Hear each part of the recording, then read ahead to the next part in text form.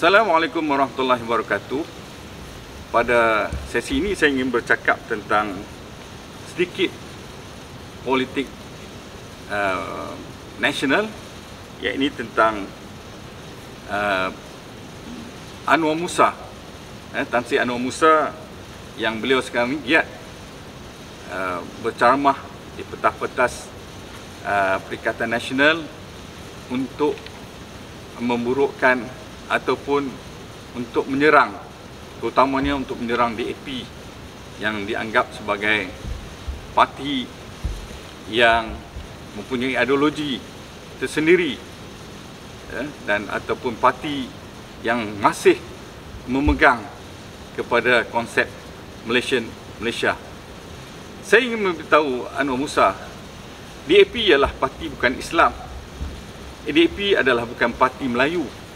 DAP ialah parti yang digerakkan oleh semua bangsa yang melihat kepada perlembagaan Malaysia sebagai asas pertama mereka.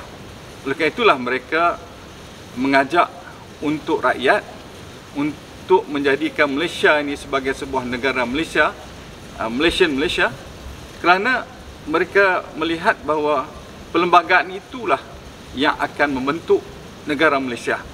Perlembagaan yang ditunjangi oleh rakyat Malaysia.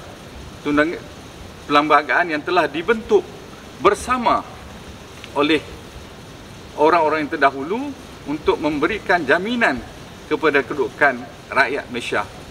DAP tidak pernah pun mempertikaikan soal 4 aspek yang sering disebutkan. Soal raja, soal bahasa, soal agama, dan soal tanah ataupun hak-hak istimewa orang Melayu. Namun demikian, kita melihat bahawa bagi sebuah parti yang meletakkan perlembagaan negara itu sebagai aspek yang tinggi untuk dipatuhi oleh rakyat, jadi mereka melihat bahawa setiap perkara yang hendak dilakukan mestilah merujuk kepada perlembagaan, kerana tidak boleh sebuah negara tidak berpegang kepada perlembagaan.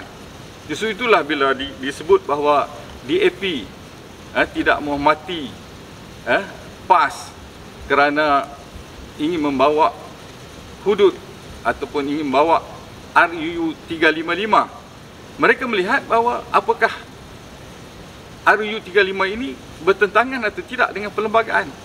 Jadi sebagai seorang yang bukan Islam, tentulah mereka mempunyai hak untuk menyuarakan supaya ianya tidak melanggari perlembagaan Malaysia.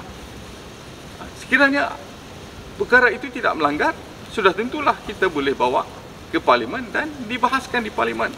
Namun demikian, kita lihat bagi rakan-rakan dalam PN ataupun terutamanya PAS, mereka telah perintah selama 3 tahun. Tetapi mereka tidak membawa RUU 355 ini untuk diperbahaskan di kalangan mereka, yang waktu itu kita tahu bahawa DAP tak ada. Sepatutnya tidak ada alasan untuk mereka tidak bawa. Apa yang kita tahu bahawa sebenarnya mereka pun tidak ada suatu catatan atau tidak ada bahan yang lengkap untuk dibawa ke Parlimen. Hanyalah cakap-cakap kosong untuk membawa pindaan tersebut. Begitu juga Anwar Musa, kita lihat dia sekarang ini menyalahkan orang ini, menyalahkan orang itu. Kita tahu bahawa Anwar Musa telah pun menduduki beberapa kementerian, sekurang-kurangnya 4 kementerian yang telah beliau duduki. Yang terakhir kita tahu beliau ialah Menteri Wilayah Persekutuan ataupun Menteri Komunikasi. Namun demikian, kita juga melihat ataupun kita mendengar berita-berita tentang nama beliau telah dikaitkan dengan beberapa gejala-gejala yang kurang menyenangkan. Di Kementerian Wilayah Persekutuan dikatakan terdapat tanah yang diberikan kepada rakan beliau. begitu juga dengan Kementerian Komunikasi, sehingga ada seorang yang didakwa telah menyebut nama beliau di mahkamah. Jadi ini menunjukkan bahawa kalaulah seorang menteri itu memang bersih, tidak ada apa-apa yang perlu dibersihkan, orang tidak akan sebut nama beliau. Begitu juga kita lihat dalam kementerian-kementerian sebelum ini, Kementerian Luar Bandar yang beliau telah duduki. Memang ada cerita-cerita tentang projek-projek yang telah disebutkan pelibatan beliau dalam konteks yang kurang menyenangkan. Dan beliau juga pernah pegang pengurusi MARA, dan disitulah kita lihat bahawa nama beliau telah dikaitkan juga dengan pembelian kita kata bangunan di Australia, dan juga beberapa kes lagi yang kita sebut. Jadi oleh kerana itu kita berharap bagi Tan Sri Anwar Musa janganlah terlalu banyak berbicarakan soal orang sehingga kita lupa bahawa kita pun tidak sebersih sebagaimana yang dilihat.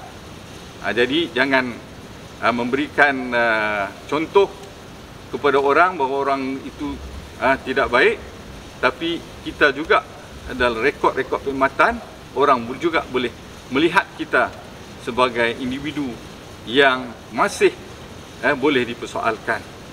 Jadi saya harap perkara ini dapat difahami oleh Anwar Musa. Sekian, Assalamualaikum warahmatullahi wabarakatuh.